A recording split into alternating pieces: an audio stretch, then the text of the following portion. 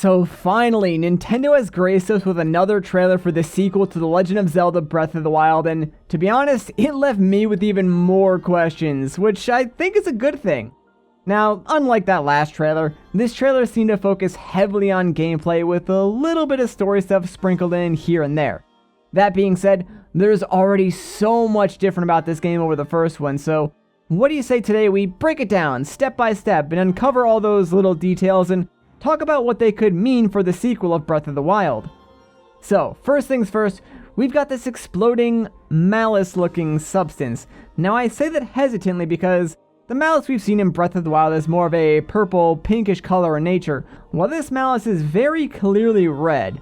Now, that could just be like a simple color change and that could be that, or perhaps it could be a stronger form of malice, like a condensed form of Ganondorf's rage, if you will. This could have somehow survived after Zelda tried sealing him away, since in the background we still do see those hints of purple pinkish color, so I'm almost certain this is malice, but I don't want to outright confirm it just yet. Then afterwards, we briefly see this substance attack Link, and I think it's safe to say it's attacking him because his facial expression seems pained, like he definitely does not seem to be enjoying it at the very least. And due to that red glow towards the bottom of the screen, we might be able to guess that Link may have touched Ganondorf's body, or perhaps the tomb in which Ganondorf was sealed away in, and by doing that, the seal has been released, and it attacked him as a result. Again, that's total speculation on my part, but hey, that does sound pretty plausible to me.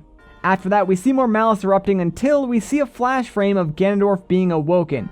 Again, we know this is Ganondorf due to his clothing, the Gerudo symbols on his jewelry, and the fact that he's wearing the same headdress as seen in Twilight Princess. So there is no doubt in my mind, this is Ganondorf.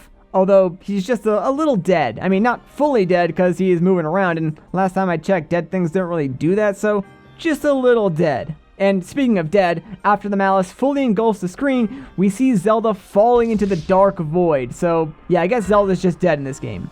I mean, obviously she's not going to die, but that pretty much does shut down any lingering ideas that this would have somehow been like a dual character, single player type game where you play as both Link and Zelda, which honestly, I'm kind of okay with. I think that single player, dual character gameplay trope has kind of been overplayed now, so I'm glad Nintendo isn't going down that route here. And honestly, a normal single player experience is probably all anyone ever wanted from this game to begin with, so it's good to stick to the basics, I guess. After that, we see Link falling from the sky, and oh man, am I excited about this. So first things first, those clouds look real good.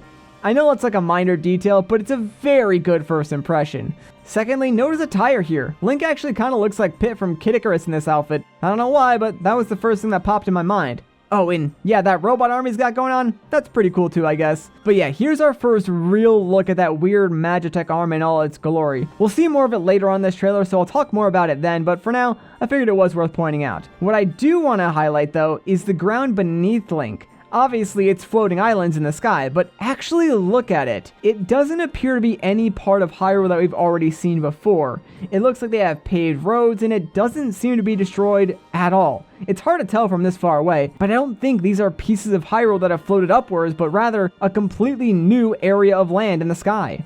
The next shot has Link falling in, sporting a slightly upgraded paraglider and a brand new shield. This gives us a better look at the landscape, and here we can see there is a large structure that I think appears a little later on in this trailer, so we'll talk more about it then, but it reminds me of a Japanese-style temple or shrine. Maybe it could be a replacement of shrines in this game. Who knows at this point. We do get a secondary look at these sky islands though, but I can't really pick out any major details here, but I'm still fairly certain these are new pieces of land. Next, we see Link running on what I assume is one of these islands in the sky, and it gives us a better idea of scale. So while they seemed small while we were flying in, they're apparently pretty large once you get on top of them. Link is running towards what I think is a Japanese-looking shrine gate, so maybe this area is close to that larger temple structure we saw in the last shot.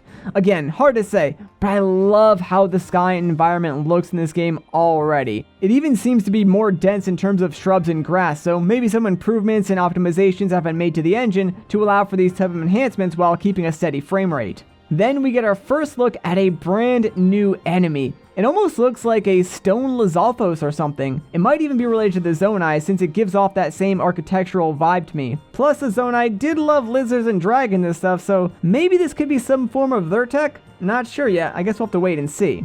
after that brief encounter, we're back in Hyrule, and this is actually really cool. So yes, we can see here that enemy camps can now be constructed on top of other enemies like stone taluses, which is really neat, and I'm sure it's going to make for some really fun encounters in the wild. But more importantly, it seems like all of Hyrule is going to be returning in this game as well. Looking in the background, we can see what I think is Death Mountain to the left and Zora's Domain off to the right if I'm not mistaken. And it appears like there is a singular shrine in the distance as well. It could just be a rock, but it's got that shiny, glossy look, so I think it might actually be a shrine, which would be interesting. Maybe they're just like copy-pasting the map from the first game into this one, so that shrine is still there, even though it's not really accessible, or there's just going to be a whole new set of shrines in this game. Who really knows? Next up, we see Link's arm getting sort of infused with this magic. I do want to point out a few things here. So this is likely after Link was attacked by the mouse that we saw in the beginning of this trailer. I mean, that would just make the most sense, would it not? On top of that, the top half of Link's arm has this weird, almost bruised looking texture to it. He also appears to be shirtless, and his body is lying down on some sort of round stone tablet thing with inscriptions on the side. So we can only imagine that Link got pretty messed up from that attack, and whatever this magic is, it's probably what's going to keep him alive or something like that.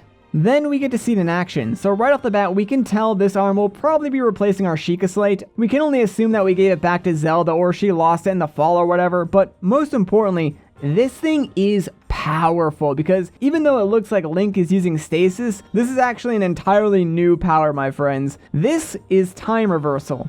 As soon as Link uses it, the screen goes black and white, and time flows in reverse. The metal spike ball goes back up the mountain and actually hurts the enemies who pushed it down towards Link to begin with. This is a huge confirmation for me that time reversal, or at least time manipulation, is going to be like one of the key things that this game focuses on, if not the main key element. If you don't believe me, keep watching and we'll explain more as we go on.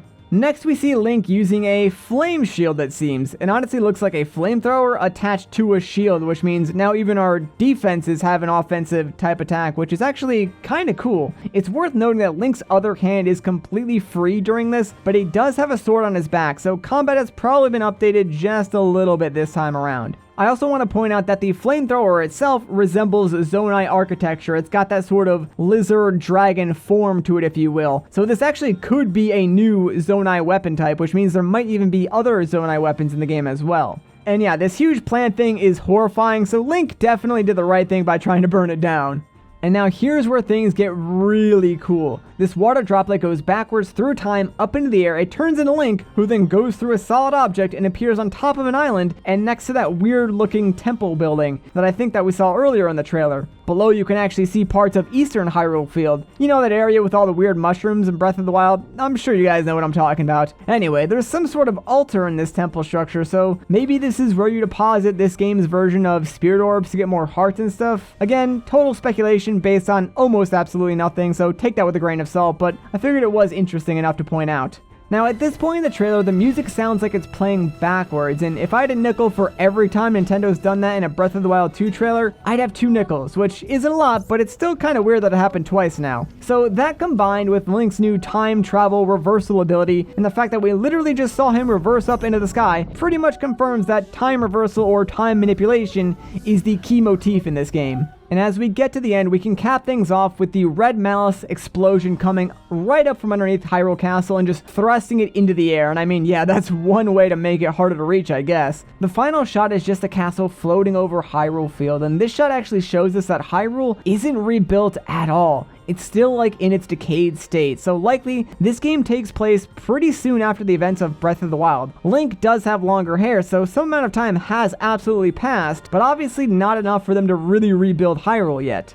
Anyway, with that, the trailer is pretty much over, and now we have to wait until the release in 2022. So I think that's where I'm going to end off this video. If you guys enjoyed it, a like rating would be greatly appreciated. If you want to see more of my videos, consider subscribing. But once again, guys, my name is Matt. Thank you so much for watching, and I'll catch you in the next one.